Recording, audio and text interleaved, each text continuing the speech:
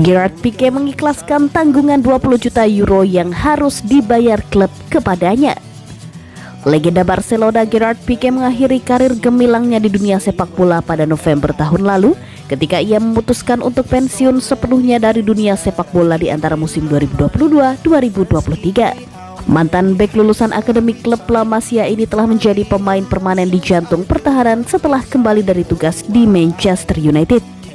Namun dalam beberapa musim terakhir, peran pentingnya semakin berkurang dan manajer Xavi Hernandez semakin mengandalkannya. Karena itu, Pique memutuskan untuk menghentikan karirnya meski kontraknya masih tersisa di Blaugrana. Hampir setahun setelah pensiun, Zico Rodriguez melalui La Porteria mengklaim bahwa Pique membebaskan total 20 juta euro pembayaran yang harus dibayar Barcelona kepadanya. Mantan pemain internasional Spanyol ini telah menandatangani kontrak jangka panjang hingga tahun 2024 dengan Barca pada tahun 2020, di mana ia telah menyetujui penangguhan gaji untuk membantu klub melewati kesulitan keuangan. Pique bersama dengan klub lainnya selanjutnya setuju untuk mengurangi gaji mereka pada tahun 2021 untuk membantu Barca mendaftarkan pemain baru mereka juga. Mengingat kontraknya masih berlaku hingga 2024 saat ia pensiun, pemenang Piala Dunia FIFA 2010 itu masih berhutang sejumlah besar uang kepada klub. Tapi, Zico Rodriguez mengklaim bahwa Pique melepaskan 20 juta euro yang menjadi haknya dan juga menyebutkan bahwa dialah satu-satunya yang melakukannya.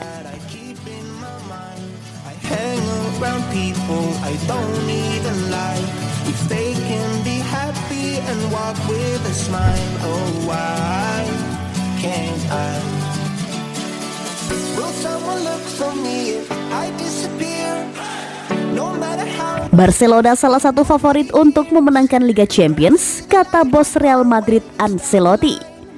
Berbicara dalam sebuah wawancara dengan outlet Italia Gazzetta di Parma, manajer Real Madrid Carlo Ancelotti menyebut Barcelona sebagai salah satu favorit untuk memenangkan Liga Champions UEFA musim ini.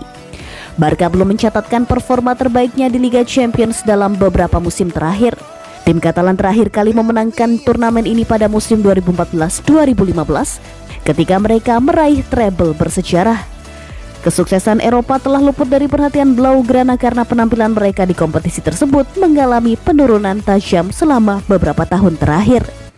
Memang benar, Barca tersingkir di perempat final musim 2019-2020 dalam kekalahan telak 8-2 di tangan Bayern Munchen.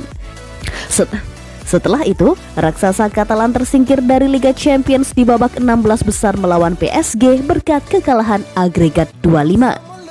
Segalanya menjadi lebih buruk setelah itu karena Barca bahkan tidak berhasil melewati babak grup dalam 2 musim terakhir Liga Champions. Terlepas dari rekam jejaknya baru-baru ini, tampaknya bos Real Madrid Ancelotti mewaspadai kualitas Barcelona dan menyebut tim Katalan itu salah satu favorit untuk melaju jauh di Liga Champions musim ini. Favorit saya untuk memenangkan Liga Champions, Real Madrid, Barcelona, Manchester City, dan Bayern Munchen, ujarnya.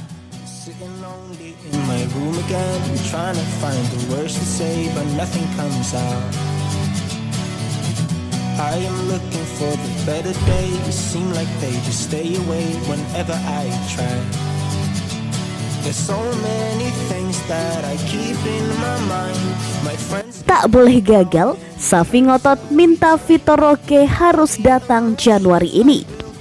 Kekhawatiran cedera terus meningkat di Barcelona dengan Lewandowski, Jules Koundé dan Lamine Yamal menjadi pemain terbaru yang harus absen. Namun dari semua departemen, dapat dikatakan bahwa posisi penyerang tengah adalah yang paling memprihatinkan. Xavi Hernandez tidak memiliki pengganti alami untuk peran nomor 9. Cedera pemain Polandia itu memaksanya untuk menurunkan Ferran Torres di posisi melawan Granada, namun baik pemain Spanyol itu maupun opsi apapun dari akademi tidak mengisi kekosongan tersebut. Barcelona menandatangani solusi untuk masalah penyerang tengah mereka di jendela transfer musim panas, mengamankan layanan Vitor Roque dari Atletico Paranaense dalam kesepakatan senilai 30 juta euro ditambah 31 juta euro dalam bentuk variabel.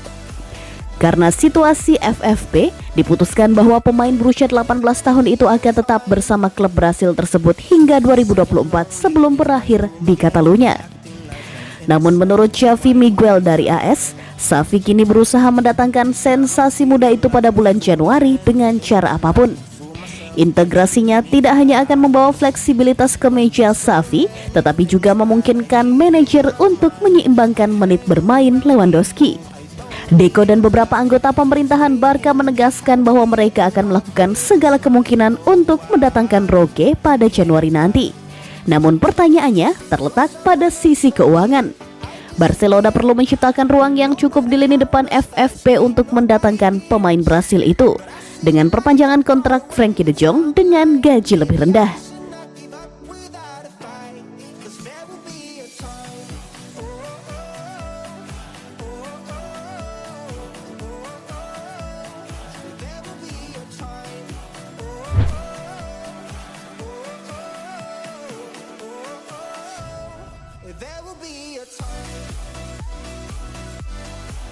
Bahagianya Atletico Madrid jika Joao Felix terus gemilang. Felix sendiri dipinjamkan ke Barcelona pada awal musim 2023/2024. Jadi setelah selesai di Barcelona, Felix kembali ke Atletico. Nah, Los Rojiblancos ternyata tidak ada niatan mempertahankan sang pemain, melainkan melepasnya lagi. Itulah kenapa kegemilangan Felix selama di Barcelona bakal jadi kabar baik bagi Atletico. Harga jualnya bisa naik dan memberi keuntungan untuk Atletico. Atletico sudah sempat ingin melepasnya secara permanen di musim panas 2023 lalu. Felix yang tidak masuk skema tim dan membuat suasana ruang ganti jadi buruk jadi alasannya. Niat tersebut urung terrealisasi. Pasalnya, Atletico membanderol Felix dengan mahar sekitar 80 juta euro. Harga yang bakal membuat siapapun ogah mendekat. Performa Felix di Atletico tidak menunjukkan bahwa dirinya layak dihargai sebegitu besar. Kalau diturunkan, Atletico-nya tidak berkenan. Usut punya usut, Atletico tidak mau rugi terlalu banyak usai memboyongnya dari Benfica dengan mahar 127 juta euro pada 2019 lalu.